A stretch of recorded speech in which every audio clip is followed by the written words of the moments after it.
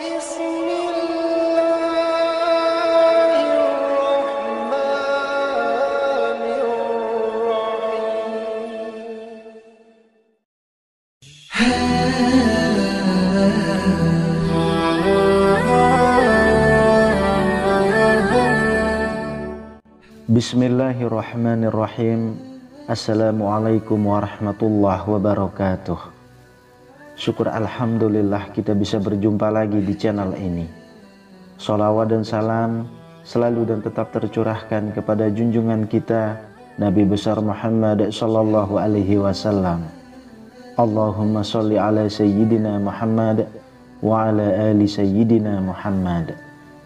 Harapan dan doa saya semoga saudaraku semuanya selalu diberikan kesehatan, dilapangkan rezekinya, diampuni dosa-dosanya, dan dipanjangkan umurnya. Amin ya rabbal alamin. Sahabat beriman yang dirahmati Allah, tentu kita tak asing dengan kalimat syafaat. Syafaat disebutkan pertama kali dalam Al-Quran pada surat Al-Baqarah ayat 48. Dalam ayat tersebut terdapat perintah Allah kepada Bani Israel untuk bertakwa, karena di akhirat kelak tidak akan ada syafaat atau pertolongan dari siapapun kecuali amal manusia itu sendiri. Syafaat hakikatnya adalah doa atau memerantarai orang lain untuk mendapatkan kebaikan dan menolak keburukan. Manusia mulia yang diberikan izin memberikan syafaat kepada umatnya adalah Nabi Muhammad sallallahu alaihi wasallam, karena perhatian Nabi sallallahu alaihi wasallam terhadap umatnya sangat besar. Bahkan beliau menangguhkan sebagian doanya di hari kiamat untuk umatnya yang beriman dan bertakwa agar tidak masuk ke dalam neraka. Rasulullah sallallahu alaihi wasallam pernah bersabda, "Saya diberi pilihan antara syafaat dan separuh umatku akan dimasukkan surga. Maka saya memilih syafaat, karena syafaat itu lebih umum dan lebih banyak. Apakah kamu sekalian melihat bahwa syafaat itu untuk orang-orang mukmin yang bertakwa? Tidak. Akan tetapi syafaat itu untuk orang-orang yang berdosa, penuh kesalahan dan banyak kotoran. Syafaat ini bersifat menenangkan dan mempercepat hisab." Salah satu contoh syafaat dari Rasulullah Shallallahu Alaihi Wasallam adalah ketika ada seorang muslim yang pantas dimasukkan ke dalam neraka karena perbuatan dosa semasa hidupnya. Akan tetapi dengan syafaat dari Rasulullah, orang tersebut tidak jadi dimasukkan ke neraka.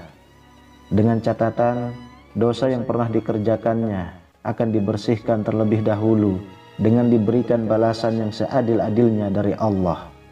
Barulah setelah itu muslim tersebut akan dimasukkan ke dalam surga. Akan tetapi ada golongan manusia yang tidak akan mendapatkan syafaat dari Rasulullah Shallallahu Alaihi Wasallam. Lalu siapakah golongan-golongan tersebut? Yang pertama adalah muslim yang terjebak dalam kesyirikan. Allah Subhanahu wa Ta'ala sudah menegaskan bahwa dosa syirik tidak akan diampuni kecuali dengan cara bertaubat dengan sebenar-benarnya taubat dan meninggalkan perbuatan syirik tersebut. Dalam Quran surat An-Nisa ayat 48, Allah Subhanahu wa Ta'ala sudah berfirman, "Sesungguhnya Allah tidak akan mengampuni dosa syirik, dan Dia mengampuni segala dosa yang selain dari syirik itu bagi siapa yang dikehendakinya. Barang siapa yang mempersekutukan Allah, maka sungguh ia telah berbuat dosa yang besar." Yang kedua, pemimpin yang tidak adil kepada rakyatnya. Dalam hadis Abu Umamah disebutkan bahwa Rasulullah Shallallahu Alaihi Wasallam pernah menyampaikan, ada dua macam umatnya yang tidak akan mendapatkan syafaat dari beliau, yaitu pemimpin yang zalim dan orang yang bersikap berlebih-lebihan dalam beragama. Hadis riwayat At-Tabrani. Lalu yang ketiga, orang yang kufur nikmat. Dalam Quran surat Al-Baqarah ayat 254, Allah Subhanahu wa Ta'ala sudah berfirman, "Hai orang-orang yang beriman, belanjakanlah di jalan Allah sebagian dari rezeki yang telah kami berikan kepadamu sebelum datang hari yang pada hari itu tidak ada lagi jual beli, dan tidak ada lagi syafaat. Dan orang-orang kafir itulah orang-orang yang zolim. Kalau kita menelaah lebih jauh makna kafir dari ayat tersebut, bisa diterjemahkan menjadi dua bagian. Yang pertama, kafir i'tiqadi, artinya orang yang tidak percaya sama sekali kepada Islam. Yang kedua, kufur nikmat, yakni percaya kepada apa-apa yang diajarkan Islam, namun tidak melakukan karena malas. Contohnya adalah, kita tahu bahwa sholat itu wajib dikerjakan, akan tetapi orang yang kufur nikmat tidak mau mengerjakan dengan berbagai macam alasannya. Kita semua tahu bahwa sedekah kepada orang yang tidak mampu sangat dianjurkan. Akan tetapi, karena kita kufur nikmat, maka sifat kikir akan muncul dalam diri kita, sehingga tidak mengerjakan sedekah dan lain sebagainya. Orang kufur inilah yang sulit mendapatkan syafaat dari Rasulullah SAW saat di akhirat kelak. Oleh sebab itu, hindari sebisa mungkin kufur nikmat, dan selalu bersyukurlah di setiap kondisi maupun situasi apapun yang sedang kita alami. Insya Allah dengan begitu, kita tidak termasuk dalam golongan orang yang tidak akan mendapatkan syafaat di hari kiamat kelak. Yang keempat, orang yang mengingkari hari kiamat.